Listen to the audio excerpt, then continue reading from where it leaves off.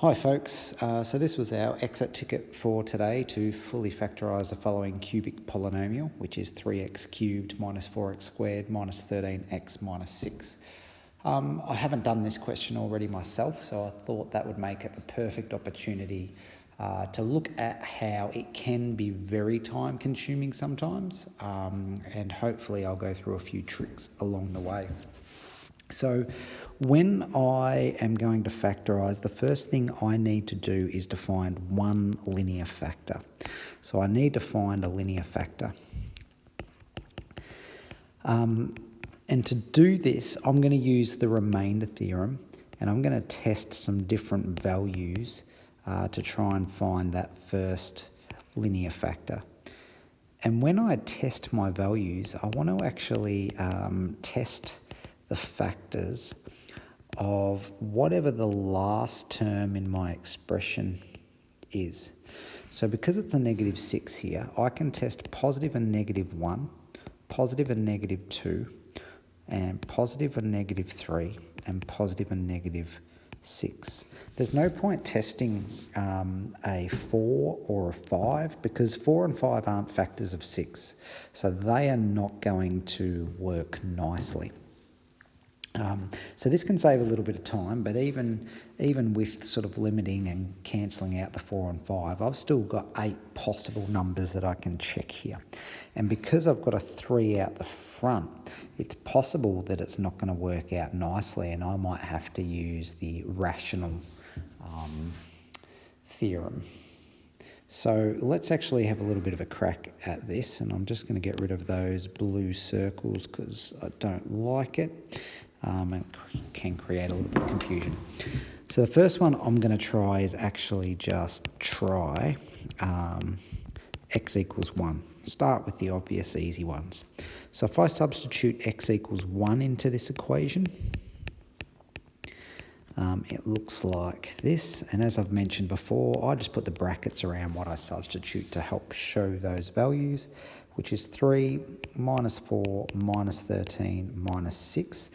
Now, I don't have to actually work that out to know that it's not going to equal 0. Because 3 of my terms are negative and they're all bigger than 3, there's no way on earth that's going to equal 0. So I can save a little bit of time by not actually doing the calculation. All right, so now let's try x equals negative 1.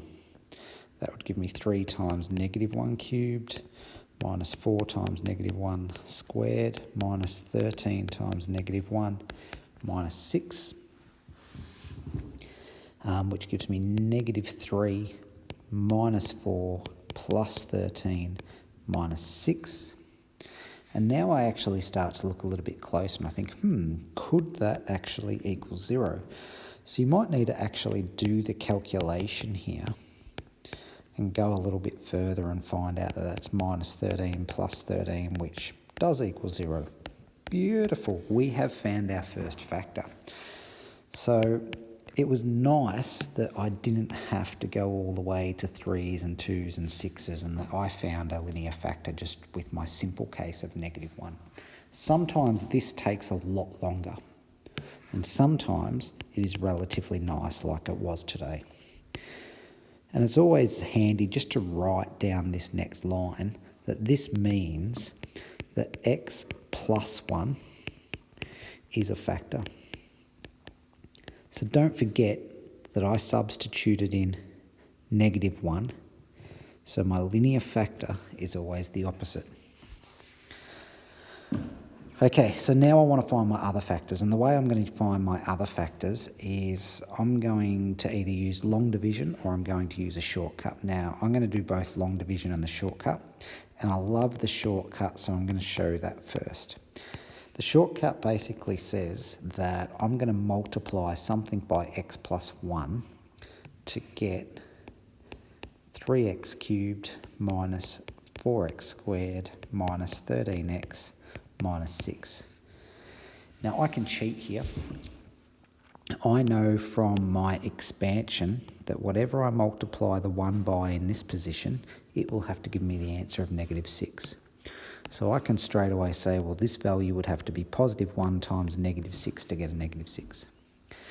And The other thing is whatever I multiply the x by in this position, that gives me 3x cubed. So it's going to give me the 3x cubed. So I can cheat, and I shouldn't say cheat, it's actually just using a clever trick. This would have to be 3x squared. So I've already got the first two terms in my quadratic. Now I can go a little bit further and work out what the other term's got to be. If I take the positive 1 times by this term, that would have to end up, sorry, I'll go back a step, made a mistake there. If I take the x, I'm confusing myself, the positive 1 times the 3x squared, that would give me 3x squared. I don't want to have 3x squared though. I want to have negative 4x squared. So I have to take away another 7x squared to get to negative 4x squared. So that means that this value in here would have to be negative 7x, because x times negative 7x gives me the negative 7x squared, and 1 times 3x squared gives me 3x squared, and I put those two bits together and that gives me the negative 4x squared. So what I've actually been able to do, and I wouldn't write all of these workings, I'd do a lot of it in my head. What I've been able to do is to factorise without long division. And I've got the quadratic. And the quadratic is 3x squared minus 7x minus 6. But if you have no idea what I'm talking about, which is perfectly fine, we can always use the long division method that we've been discussing in class to do this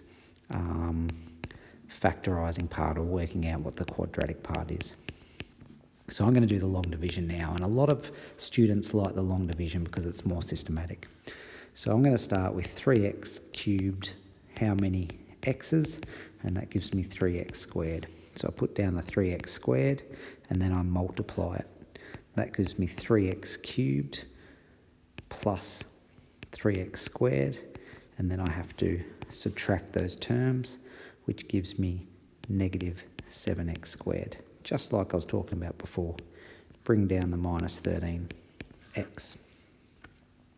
Now I'm doing negative 7x squared, how many x's? And that gives me minus 7x. So I put down the minus 7x and then multiply it. Minus 7x times x is minus 7x squared. Minus 7x times 1 is minus 7x. Subtract these terms. The minus 7x squared, take minus 7x squared equals 0. Minus 13x minus 7x is minus 6x. Bring down the minus 6. And now I need to do minus 6x. How many x's? And that equals minus 6. Put down the minus 6, times it out, and that gives me minus 6x minus 6, and when I subtract them it equals 0, and I should get a remainder of 0. So now my expression is x plus 1, 3x squared minus 7x minus 6 is the same as, or equal to, 3x cubed minus 4x squared minus 13x minus 6. Okay, now I was asked to fully factorise. So the question is, can this 3x squared minus 7x minus 6 be factorised further? And in our previous topic, we looked at how we can factorise quadratics. There's a few different ways we could do this. I'm going to use the method where I go a times c, which is 3 times negative 6, which equals negative 18. And now I'm going to look for two values that multiply to equal negative 18. And I want the same two values to add to equal negative 7. So I'm thinking 18, factors of negative 18 are 9 and 2. So if I made this a negative 9 and a positive 2, negative 9 and a positive 2. So I can write the factorised version as 3x minus 9 and 3x plus 2. And I've got one too many 3's here, so I need to divide the whole thing by 3. that first bracket can be factorised to become 3 times x minus 3. Second bracket can't be factorised, and then the 3 out the front cancels with the 3 on the denominator, so I'm left with x minus 3 and 3x plus 2. So if you can't remember this method or another method for factorising, that quadratic, then you might need to revisit the topic on quadratics and factorising quadratics. Okay, so my final step now is to rewrite this expression. So I had x plus 1, and then x minus 3, and 3x plus 2 is exactly the same as 3x cubed minus 4x squared minus 13x minus 6. And this is my fully factorised solution. The end. Just need to point out, as my final reminder, you can see that this question took me a page. I haven't written small. If you're counting lines of working, 1, 2, 3, 4, 5, 6, 7, 8, 9, 10, 11, 12, 13, 14, 15, 16, 17, 18, 19, 20, 21, 22, 23, 24, 25, 26 lines of working without space. So I think one of the things, or one of the mistakes that students make, is they often try and do these questions quickly, and they have the expectation that it's not going to take up much space in their book and that they can do a lot of it in their head. Please stop trying to do heaps of it in your head. Give yourself the scribble space in your book and accept that these problems may take up a fair bit of space. All right, and that's the end of this.